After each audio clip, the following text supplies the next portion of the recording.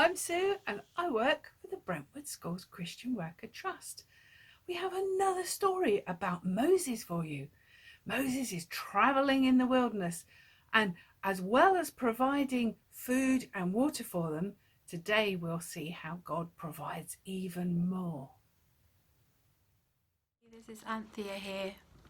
Do you remember how God had told Moses to lead his people out of Egypt, where they had been slaves for 400 years? King Pharaoh had eventually let them go, and they'd crossed the Red Sea on dry ground, straight through the middle of the waters. It was a miracle, for God was looking after them. He wanted them to follow him and worship him, to listen to him and to obey him. He was going to lead them into the promised land where they could live peacefully. They travelled across the desert, and as soon as they saw the cloud of God move, they moved. They followed his glory, and he looked after them.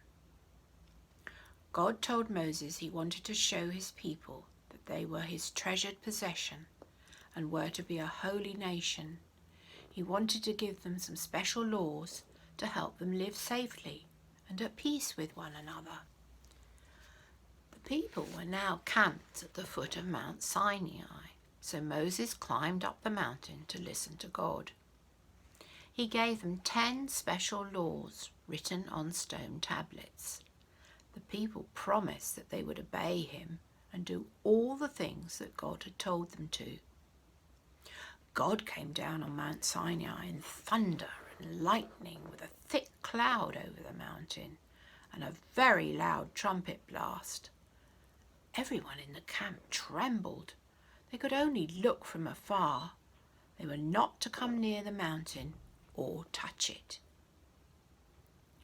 God gave Moses the laws written on tablets of stone so that he could teach them to the people. These tablets are the 10 Commandments, and you can find them listed in Exodus chapter 20 in your Bibles. But the most important one of all was to love God with all their heart and their neighbour as themselves. Another thing that God spoke to Moses about while he was on the mountain was how he wanted the people to worship him. It was a bit like their church, but it was called a tabernacle. He showed Moses what the high priest was to wear and how to lay out the tabernacle and what all the different parts of the tabernacle were for. The most important of all was to be the Holy of Holies, where the Ark of the Covenant was to be placed. This was a very special box made of acacia wood and overlaid with gold. God told Moses to put 3 things into the ark.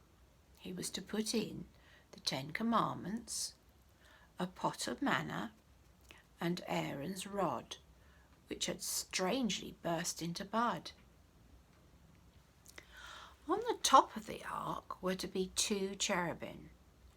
It looked something like this model, and these 3 things went inside. God wanted to dwell with his people and guide them throughout all their journeys, and so every day there was his pillar of cloud over the ark, and every night there was his fire over it too. They did have battles to fight and problems to overcome, but God was looking after them, just as he does us. That was a great story. I loved it when the flashes of lightning and the thunder and the noises came from the mountain where God was. And wasn't it wonderful how God not only gave them food and water to survive, but he knew that they would need rules to help them live a good way, and he also helped them by showing them the way to worship him. I wonder how they felt when they went into the tabernacle. Have you ever been into a church or a place of worship? Well, I wonder if that's going to be the end of their journey. We'll see. I hope you've enjoyed this story. Bye.